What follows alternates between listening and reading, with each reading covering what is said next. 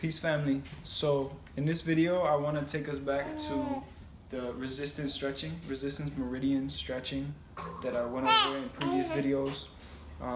Last video went over with my man Isaiah, and we just kind of broke it down. Basically our experience with these techniques. You want to be in this video? You want to come do these stretches with me? Got my partner over here who wants to be in the video.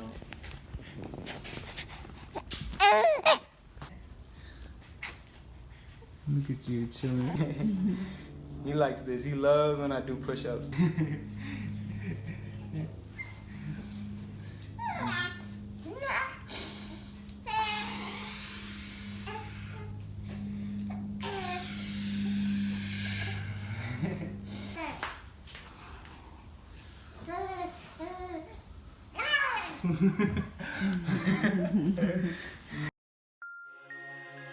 A voice calling from within our core. What are we here for?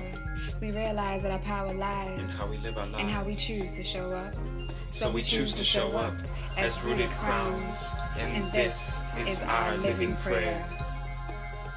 Birth from the earth, on a path to reclaim our name, nature, ancestral medicine to heal our home. We sow this prayer in our bodies between many hands and upon our land.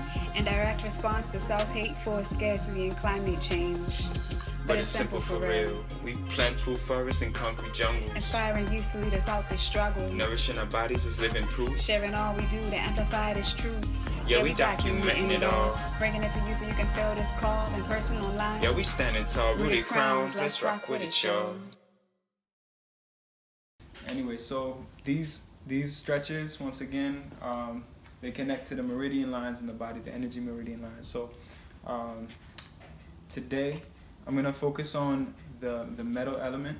This time of year, it's fall. You know, a lot of us are getting colds. A lot of us are maybe dealing with digestive issues, getting sick. And so this metal element correlates to this season of fall. So a little bit more information about the metal elements in Chinese medicine and philosophy. So the metal element, when it's in balance and expressing itself in harmony, it will show as deep inner strength and courage, organization, self-discipline, attentiveness, structure, principles, and truth. These are all aspects, the metaphysical aspects of the metal element when shown in the balanced form. That deep inner strength that is talking about, you can see from metal being mined from the depths of the earth. So the same way in our bodies, we summon energy from the depths of our being. For the lungs, we are going to do a type of push-up, a special type of push-up that can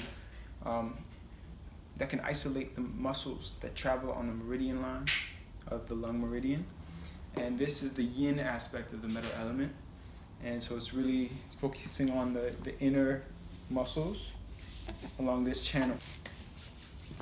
So for the push-up, you want to find a position that's really just natural and comfortable. So when you lay down, you can lift your breath, you start breathing. Let your body rest. And then just find the most natural place where your arms find themselves to push you up. So it's going to be a very natural movement. You're going to inhale, and on the exhale, we're squeezing our arms together to push ourselves up. And so I'm not just pushing down, I'm squeezing my hands together and rotating them at the same time. So there's almost like a twisting motion against the ground and pulling them together.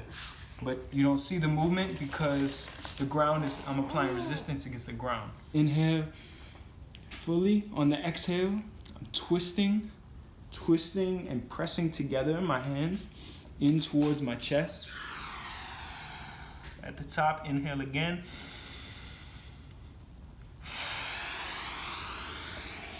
On the way down, I'm twisting and pressing towards each other the same. Again. You hear that? At the top. All right, see, on my way down, this is where the real stretch happens. So most people only focus on the push up. It's actually the way down where you're actually lengthening the muscles and you get that eccentric contraction. So on my way down, the slower I do it, the better. And the more force I can press into the ground, the more it's pulling my chest open and strengthening my back. So these stretches are engaging your muscles in the full range of motion. I call it a stretch because, yeah, we're doing a push-up, you know, but I'm doing this for flexibility just as much as I am for strength. You don't need to do very many. Just doing 2, 3, 6, 10 push-ups, you'll find, you know, of course you can work your way up, but you'll get burnt out quick because you're maxing out your muscles. On our way up, the muscles are getting shorter. The muscles are just like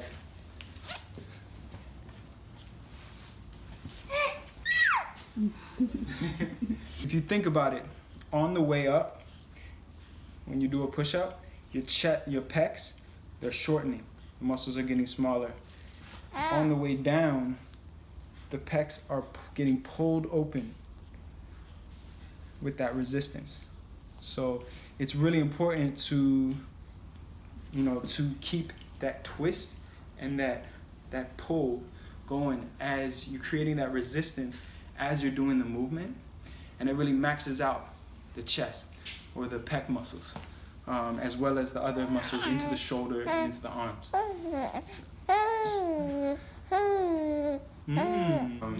Let's do it one more time. I'll show you. If you can't do the regular push-up at all, you can always come on the knees and adapt it. So I'm doing the same thing. I'm twisting my arms in and pulling them together to create the motion up. And the breath is so important. So we're gonna breathe, we're gonna inhale on the isometric states. So when we're holding ourselves here and at the top, that's where we inhale. And we exhale on the movement. So.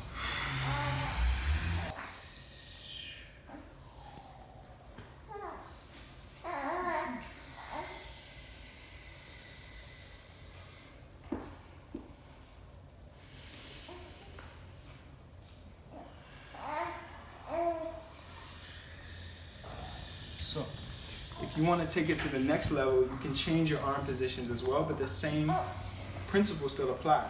Every time you're doing that push-up, let's say I do, you know, backhand. I want to get that plank. So I'm going to put my arms back.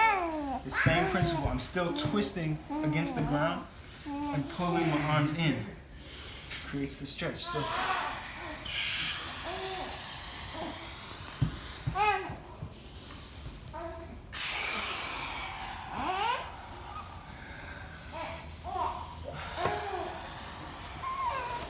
Any type of push-up you want to do, if you apply those two principles or those two techniques within the push-up, where you're twisting the arms inward and pulling them together, you're gonna max out, you know? And so you only have to do a few.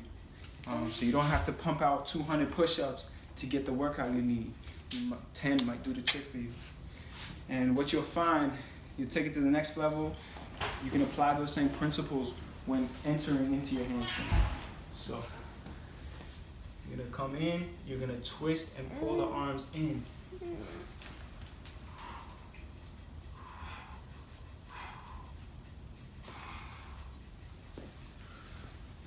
You can get more and more control with your handstands. I'm just getting back into my handstand. Haven't been training in a while, but now this is the season. I wanna focus on strengthening these meridians so I stay healthy and strong, to choose and discern what you want to let into your life and what not. And that power is housed in the lung meridian. You know, these stretches, they're, you know, gonna really efficiently help you to locate where, you know, what areas in the body you need to strengthen, what areas of the body need to open up, you know, how you're gonna find balance, how you're gonna find, you know, that balance of strength and flexibility. A lot of people go into the gym pumping, but they might be limiting the range of motion every time they go to the gym. They think, you know, they're strengthening themselves, but they're only strengthening themselves in one area or one select muscles in the body, while leaving others or other muscles, you know, neglected. The large intestine meridian focuses on the muscles on the outside of the arms, up into the shoulders, up into the neck. We went over the yang, large intestine meridian stretch, my video with Isaiah a couple months back, where, you know, the cross arm stretch. We break it down in that video. Go check that out. The lung and the large intestine meridians meet at this point in the hand. The lung on the inside, the large intestine on the outside. So, you know, if you squeeze that point of your hand and you feel, whoa, that's tender or that's tight, there's some work that you could be doing on that channel. And so part of the work that you can do is through these stretches. And if you think about where those meridians lie, that's your grip. So working on your grip connects to them, to those meridians. And as well, like, you know, I find that when I drive too much and I'm holding that position, it affects that whole channel. And so these stretches can help you feel more in control of your life, and at the same time be able to let go. Be able to trust the process of life.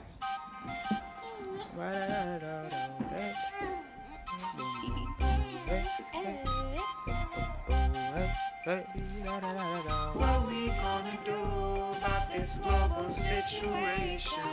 Are we just gonna sit back, wait for the next generation?